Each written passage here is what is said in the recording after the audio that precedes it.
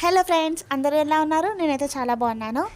ఈరోజు వీడియో వచ్చేసి coffee maker గురించి. దీంట్లో చూడండి, జస్ట్ కాఫీ బటన్ ప్రెస్ చేయగానే కాఫీ అనేది వచ్చేస్తుంది. ఇది మా ఆఫీస్లో ఉంది. చూడండి, ఇక్కడ బటన్స్ కానొస్తున్నాయి కదా, రెడ్ బటన్స్.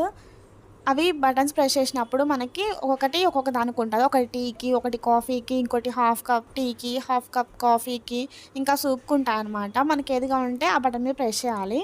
మనకి వెంటనే కప్లోకి వచ్చేస్తుంది అనమాట. కాఫీ అయినా, టీ అయినా, సూప్ అయినా, ఇలా ఏదైనా సరే.